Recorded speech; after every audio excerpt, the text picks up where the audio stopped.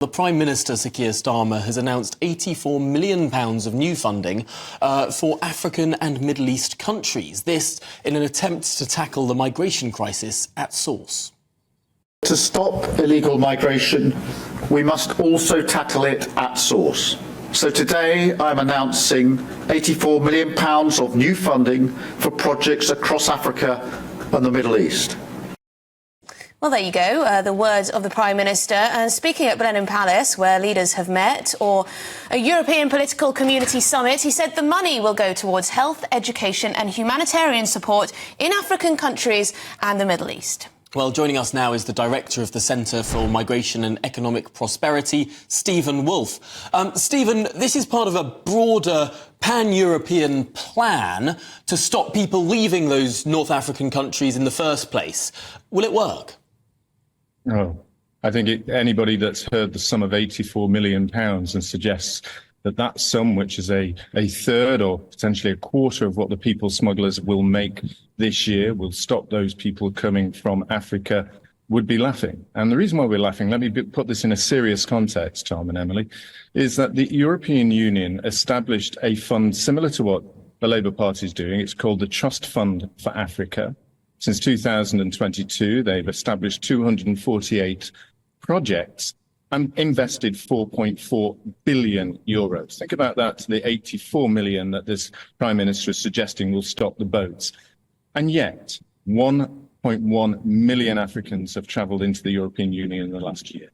If 4.4 billion does not stop 1.1 million coming over, what will £84 million that this government is going to do? And that is why it is simply just a sham, an attempt for Keir Starmer to try and show that he is doing something to stop the boats rather than doing what everybody believes should be done, invoke a deterrence system somewhere.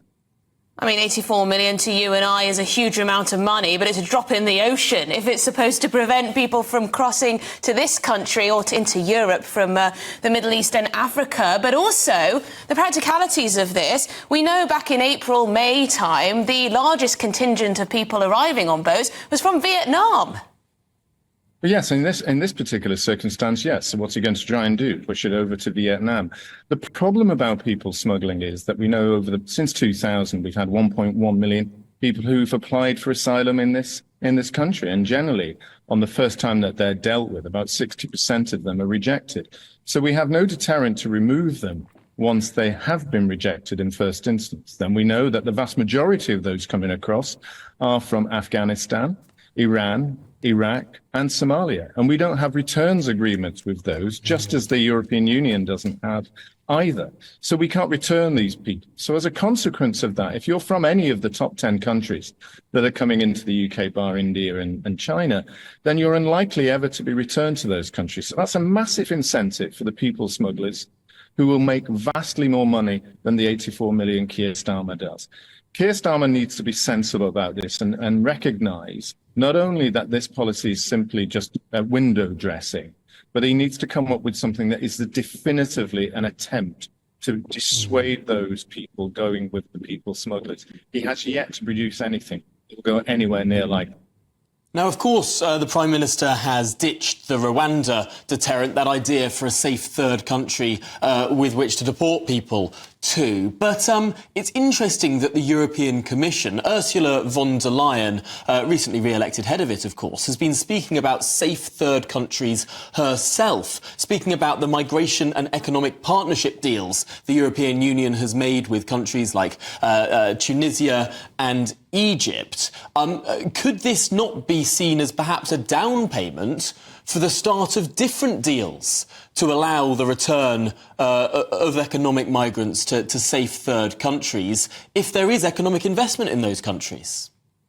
Well, as I mentioned, Africa has had used over 550 odd billion pounds of investment from various countries across the globe in the past couple of decades. So it's not that the countries aren't receiving huge amounts of money. And in addition, there are members of the African Union who said stop using Africa as a tool for colonial policies, particularly A, in terms of investing in us, expecting us not to be able to do it on our own, or B, in the case of the NHS, taking their nurses and doctors and putting them in the UK. So they regard that as economic colonialism. There is an attempt of what should be done, which is opening up the markets. And we remember what Maloney challenged Macron by saying in certain countries where France has influence, they are actually taxing those countries to pay into France. So if you had free trade, if you had the opportunity for those businesses to receive lower taxation for their businesses that succeeded in Europe, that is a much better way of creating jobs rather than subsidizing. And what it does, it goes to the mentality of those in the European Union, like von der Leyen and like Keir Starmer in this country, who believes that subsidies work better rather than allowing people to rise up and work on their own feet with their own skills and their own ingenuity, but having a fairer playing field to trade in Europe. OK, well, thank you very much indeed. Stephen Woolfe, Director of the Centre for Migration and Economic Prosperity. I mean, Tom, I don't know about you. You can argue, great, fantastic, £84 million of aid to poor countries in the Middle East and Africa, fine. But don't pretend it's going to stop illegal migration into this country.